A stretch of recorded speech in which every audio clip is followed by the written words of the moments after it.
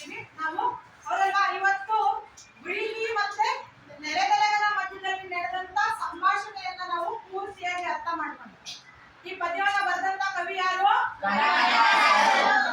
ಹೌದಲ್ವಾ?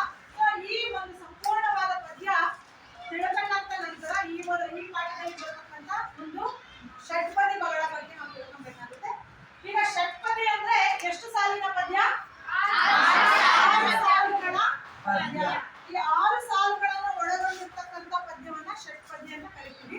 ನಾವು ಆಲ್ರೆಡಿ ಕಂದ ಪದ್ಯವನ್ನ ತಿಳ್ಕೊಂಡಿದ್ದೀವಿ. ಈಗ ಷಟ್ಪದಿಯನ್ನ ತಿಳ್ಕೊಳ್ಳೋಣ.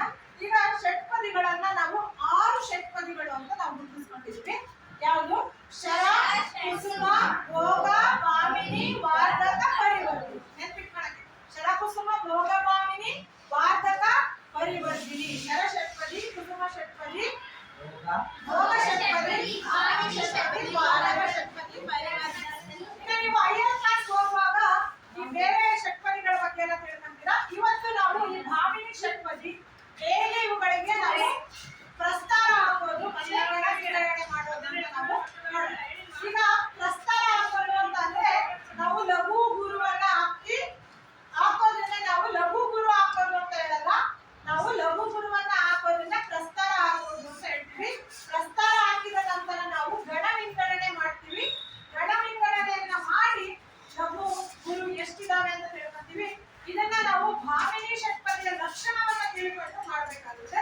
ಭಾಮಿನಿ ಷಟ್ಪದಿಯಲ್ಲಿ ನಾನು ಇದನ್ನ ಆಲ್ರೆಡಿ ಮುಗಿಸಿದ್ದೀನಿ, ಇನ್ನೊಂದ್ಸಲ ಹೇಳ್ಕೊಡ್ತಾ ಇದ್ದೀನಿ.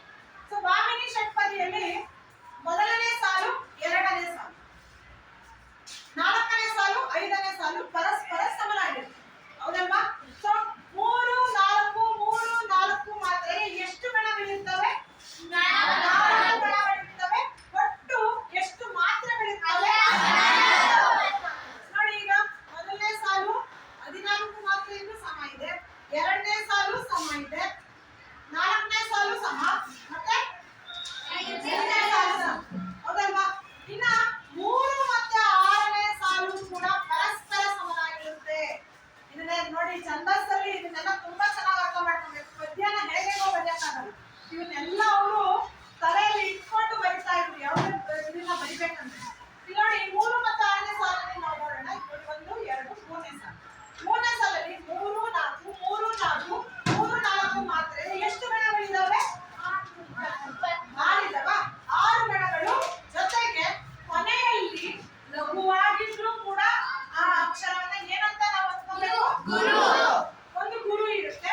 ಒಟ್ಟು ಎಷ್ಟು ಮಾತ್ರೆಗಳ ಎಷ್ಟು ಗಣ ಇದೆ? 4 ಮಾತ್ರೆಯ ಗಣಗಳಿದ್ದಾವೆ. ಸೊ ಇದರಲ್ಲಿ 1, 2, 3, 4, 5, 6 ಗಣಗಳು, 3, 4 ಮಾತ್ರೆಗಳು ಪ್ಲಸ್ 1 ಗುರು. ಒಟ್ಟು ಎಷ್ಟಾಯ್ತು? 7 ಗಣಗಳು. 7 ಆಯ್ತಾ? 6 ಗಣ ಪ್ಲಸ್ 1 ಗುರು ಇದೆ. ಇವೆರಡು ಇಷ್ಟು ಟೋಟಲ್ ಮಾಡಿದಾಗ ನಾವು ಇದು 23 ಇರುತ್ತೆ. ಇದು ಕೂಡ 23. ಹಂಗಾದ್ರೆ ನಮಗೆ ಗೊತ್ತಾಗ್ತಿದೆ, ನೋಡ್ತಾ ಇದ್ದಂಗೆ ಗಣ ವಿಂಗಡಣೆ ಮಾಡ್ತಾ ಇದ್ದಂಗೆ ಗೊತ್ತಾಗ್ತಿದೆ ಇದು ಸಂಪೂರ್ಣವಾಗಿ ಯಾವ ಲಕ್ಷಣವನ್ನು ಒಳಗೊಂಡಿದೆ? ಭಾಮಿನಿ ಷಟ್ಪದಿಯ ಲಕ್ಷಣವನ್ನು ಒಳಗೊಂಡಿರೋದ್ರಿಂದ ಇದು ಯಾವ ಷಟ್ಪದಿಯಲ್ಲಿದೆ? ಭಾಮಿನಿ ಷಟ್ಪದಿಯಲ್ಲಿದೆ. ಹೇಳಿ ಇನ್ನೊಂದ್ಸಲ. ಭಾಮಿನಿ ಷಟ್ಪದಿಯಲ್ಲಿದೆ.